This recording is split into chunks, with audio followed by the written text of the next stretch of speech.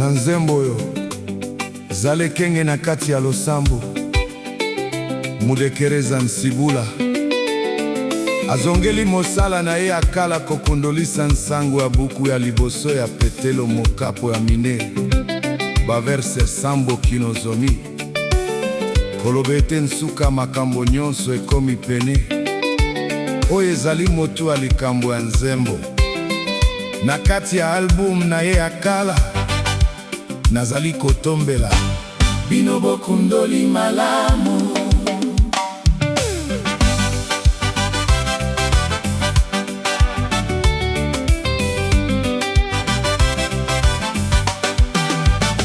Suka ya makambo nyonso ekomi na maboko, zala na mayele mpe bokebi na kati ya libondeli.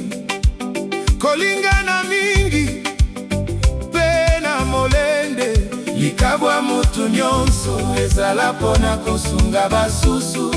Likabwa mutu nyonso ezala pona kosunga basusu. Kolo Yesu azali pene, bilembo esilikola kisa, bitumbe ezali kobomi bato mingi, zala mpe bomi bato mingi. mokili elembi mpenza, mokili elembi mpenza, mokili elembi mpenza.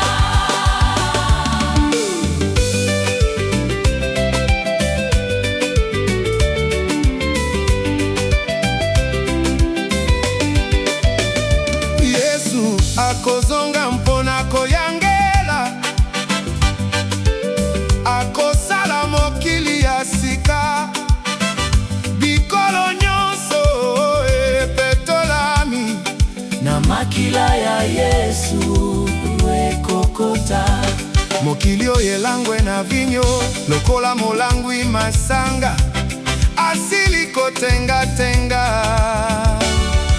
Bozitwa lisumu ekitisi yango kilo, ekokwempe ekotelema lisusu te.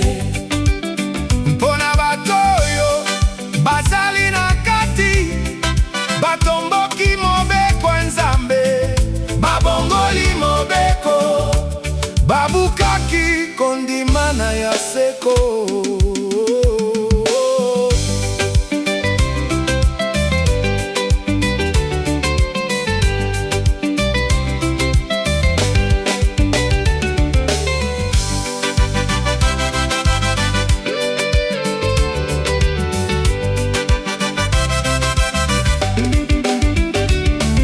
Lokolelaka ya bozongi ya Yesu, likolo ya sika mpe mokili ya sika ekoya. Na kati nango boyenge bene ekofanda, makomi elobi ete ntongo ekomi pene, lobiko na biso ekomi pene. Yesu akozonga Pona koyangela akokomisa biloko. nyonso ya sika, Yesu akozonga pona koyangela akokomisa biloko. nyonso ya sika. Bato mingi bazali kobeta libako na ntina na bozongi ya Yesu, surtout batu wana ya progressiste. Bamoni bozongi ya Yesu mabe, balingi kotonga mpe kozala na mokili oyo.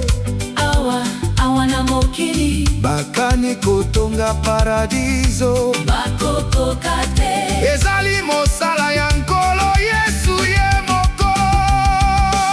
Yesu akozonga pona koyangela, akokomisa biloko nyonso ya sika. Yesu akozonga Pona koyangela akokomisa biloko nyonso ya sika. atako botongi mokili oyo, Los Angeles, New York, engumba ya Loma, bingumba mingi ekozala lokola Yerusaleme ya Nzambe te. ata soki bolamosi Loma ya kala nguya na ye ekozala bolo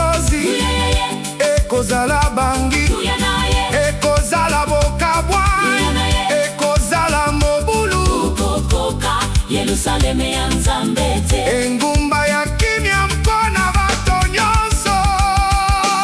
Yesu akozonga mpona koyangela, akokomisa biloko